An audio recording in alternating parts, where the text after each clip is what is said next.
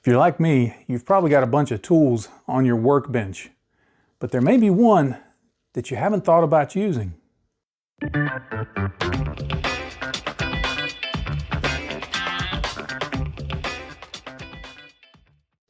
Now, we use all sorts of tools in our hobby, everything from hobby-specific things like X-Acto knives and paintbrushes and airbrushes and everything else like that, to stuff that's not necessarily meant for the hobby, like Q-tips and toothpicks and paper clips and clamps and, every other manner of tool under the sun. Used to, before I got back into modeling, whenever my wife would go to like a cake store or a craft store, I just said, never mind, I'll sit in the car. Now she goes to any one of those places and she's having to drag me out because I'm finding a way to use everything in the store for some kind of modeling purpose. So convincing a modeler to get a new tool to use in the hobby is not necessarily a difficult thing. As I've continued in the hobby over the years, I've started changing my thinking on what necessarily constitutes a hobby tool. Not every hobby tool, I think, has to be something that we can hold in our hands per se, like a knife or a Q-tip or an airbrush. I think there's tools that we can apply that are a little more abstract, but to really define how you define those tools, I think it helps to look at the creative process a little deeper. Now, my wife's mom grew up in a little town along the St. Lawrence River north of Quebec. And one of the things that the town was, I don't know if it still is, was famous for, was the number of wood carvers that were there that would make little carvings of all sorts of things. And we've got quite a few in our collection from that area. One of them is this little owl. It's one that my wife's parents had made for her when she graduated high school. And it's just been on our shelf, and it's real special to her because of why it was made and who made it, that it came from that little town that her mom grew up in. Now, when the artist began working on this owl, it was, just a chunk of wood. I don't know how big the chunk of wood was or where it had come from or anything like that, but it was just a chunk of wood. And I really doubt that as he went through working on this, that he started off saying, well, first I must use a large knife and do various things with a large knife. And then he did some various things and thought, well, now I must use a small knife and do various things with a small knife. And then he said, well, let me do some various things with a file and see what happens. And eventually he said, it's beginning to look like an owl. I think that's what this is. That's not the way the creative process works. Yet quite often in the hobby, the way we approach the tools that we use is often that way. We don't necessarily think, what's the end game? What am I trying to get to? And thus the tools become just kind of a single-use, step-by-step thing that we apply without necessarily thinking, what's this going to end up being? How's this going to affect the final outcome? Seeing it in the whole as just part of the process. And that it's not necessarily a linear process, but that things can happen in different orders and in different ways as we use those tools.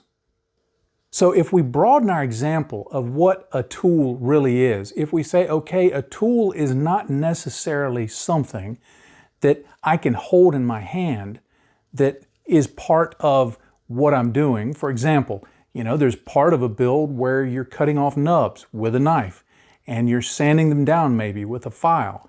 Those are very concrete things that we can say, yes, this tool is for this purpose.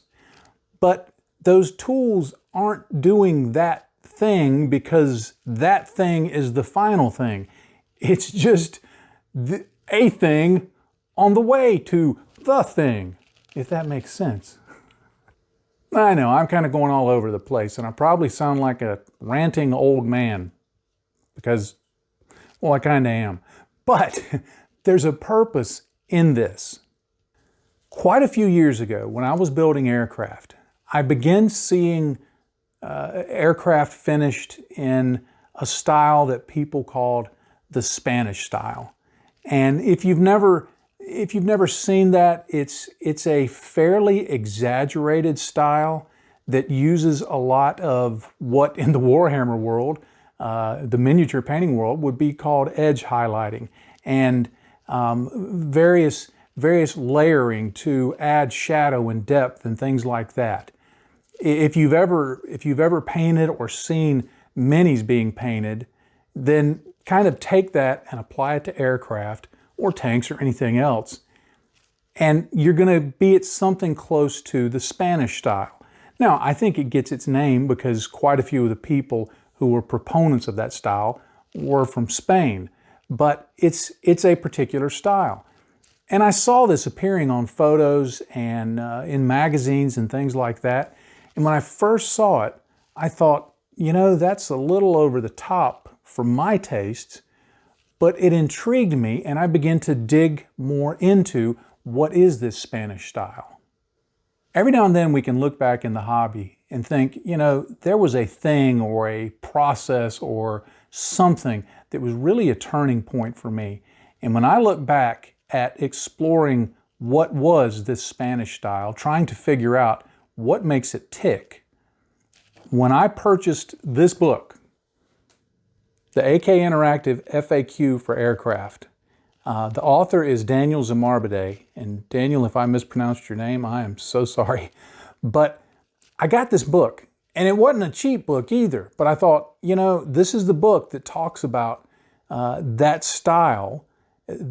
He's one of the people that really promoted that style, and I don't know that he ever calls it that style. I think that's just the way he builds aircraft. But everybody was saying, okay, if you want to know the Spanish style, get the Aircraft FAQ. So I got it. And man, what a difference it made. Now, the reason it made a difference was because I started seeing other ways of getting cockpits painted and the engines and everything about painting an aircraft, from the basic painting to detail painting to weathering, all of it. It approached it from a very different style from what I had been used to. And the more I looked at it, the more I studied it, the more I began to appreciate the style itself. Now, a few friends of mine, I would show them and say, hey, what do you think of this? And they go, oh, no, that's completely unrealistic. That's too over the top. They had all of these negatives about it. And I said, yeah, but have you ever thought about that if you could learn to execute it this way, you could be, if you're mastering that technique, then you can apply it in the way that you want to. And that's kind of the long roundabout way of saying, that's what this video is about. That process of studying that book and trying to replicate the methods and the outcomes shown there, it really began to change the way I thought about the process of building models and the way I look at tools. Rather than seeing tools as a particular thing where the tool is the priority, I started thinking about the end result first. What do I want the end result to be? And while we may do that kind of abstractly, the more I started developing and learning and trying to grow in this area, to challenge my area and to challenge me in this area, the more I started seeing that style in and of itself is a tool that can be applied in our modeling. It's not just a thing that someone else does, but it's a whole grouping, a whole host of how you think of things that result in that final outcome.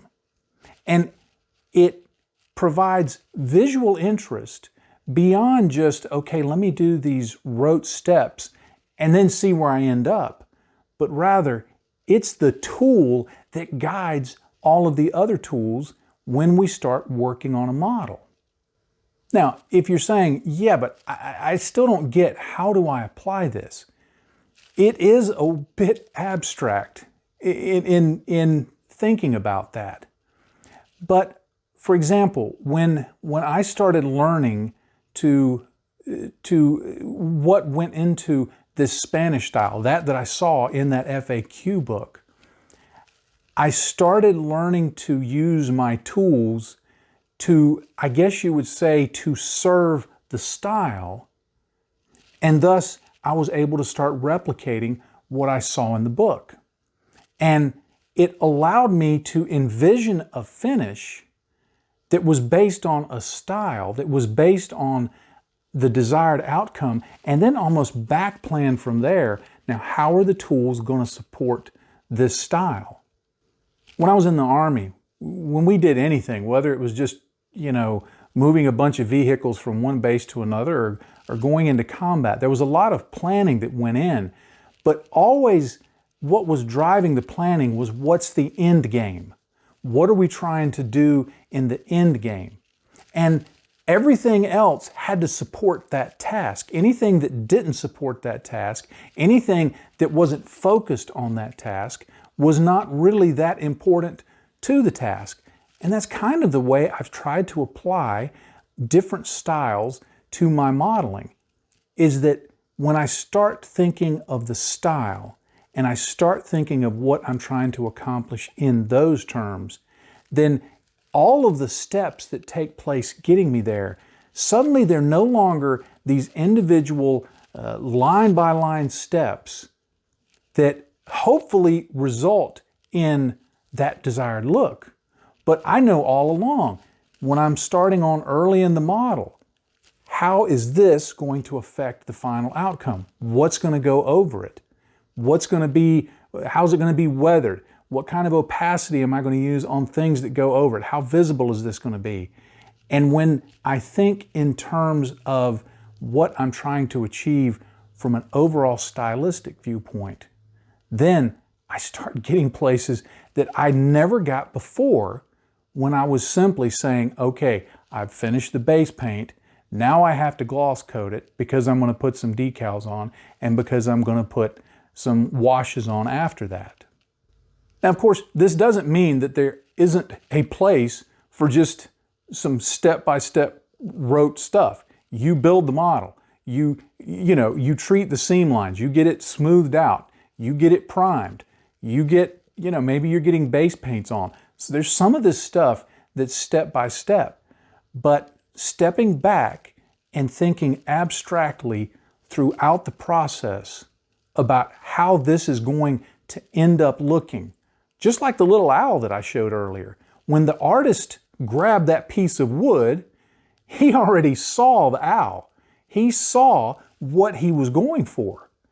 And his style and his experience and the goal he had in mind are what drove the tools. The tools didn't drive him.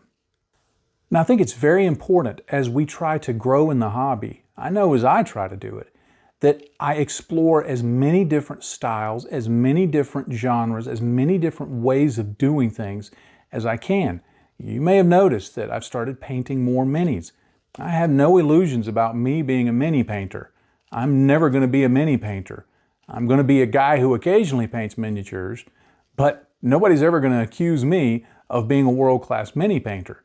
But learning those styles and those techniques and the overall methods really help out my modeling in general. Reading books, watching videos, all of it helps. Even if it's a style that you may not at the time like, once you start getting into it, you start finding, hey, there's things in there that I could really make use of. Now, some other examples besides Daniel's book that have been really influential on me. One is Lincoln Wright and his work in Machining Krieger and other mecha and sci-fi designs. His style is very different from what you may see in from other modelers. He worked for many years as a studio artist in Japan, working for Koyo Okayama with the Machining Krieger franchise.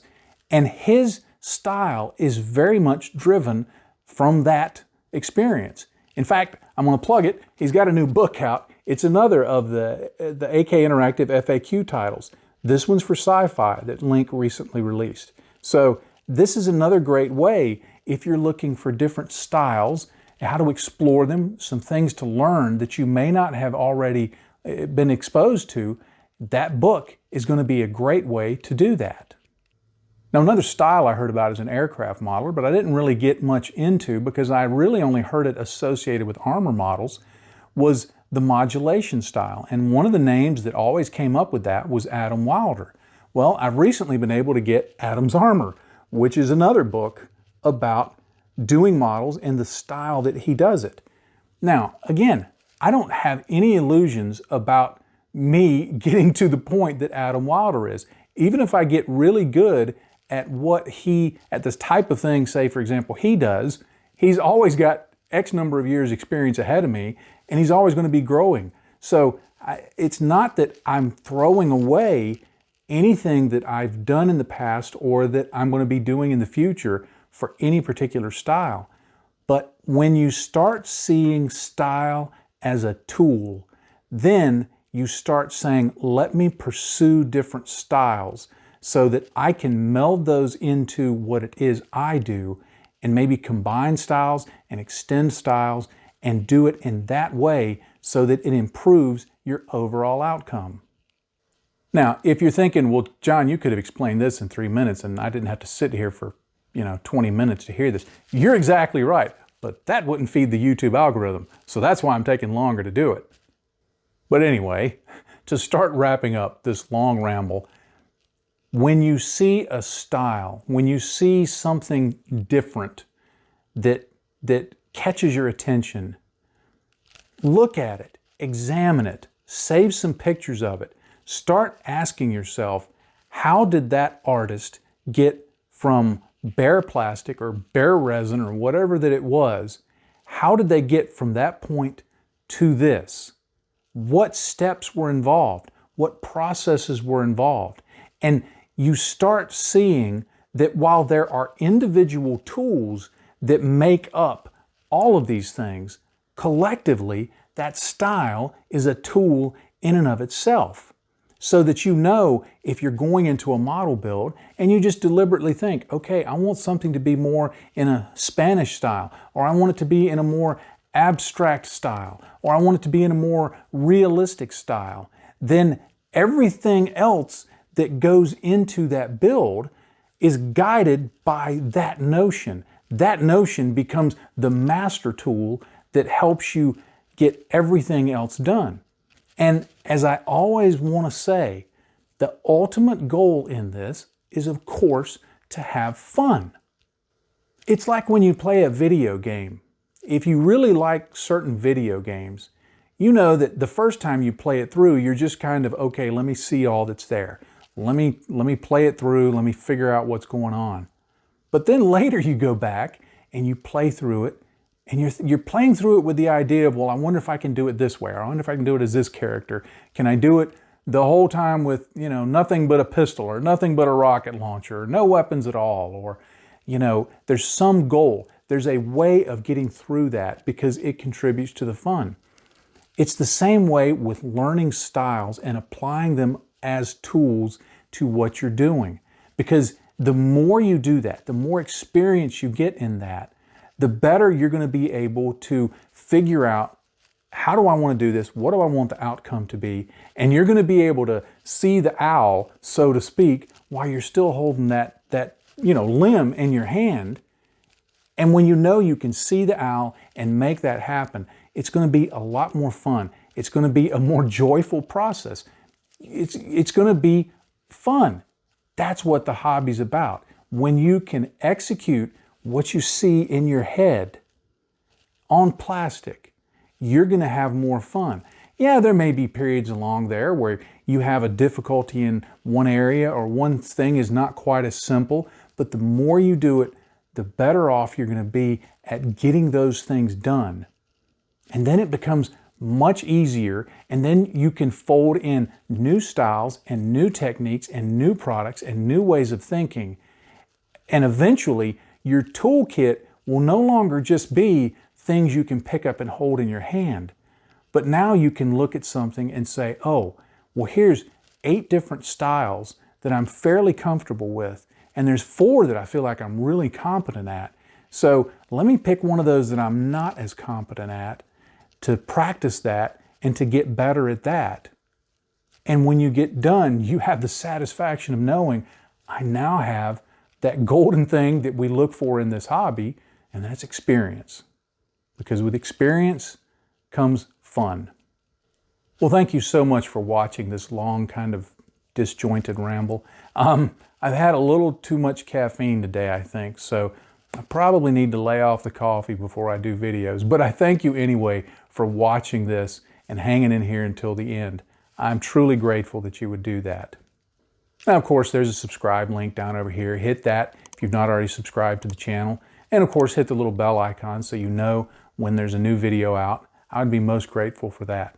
And I would really be grateful if you would drop a comment down below and leave this video a like. In fact, let's have a little fun in the comments down below, if you're still watching at this point, to let me know, hey, I watched all the way to the very end.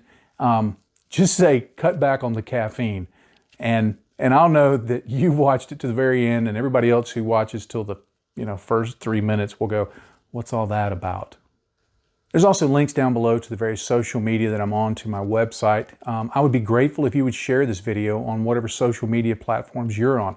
That'll help me grow the channel. There's also a link to Patreon. If you would like to support the work that I do, please click on that Patreon link and see what's available to patrons. And of course, if you're already a Patreon supporter, thank you so much for supporting the work that I do. My family and I are so very grateful, because without your support each month, I could not do this. I simply couldn't do it at the pace I do it with the materials and the equipment that I have if it weren't for you.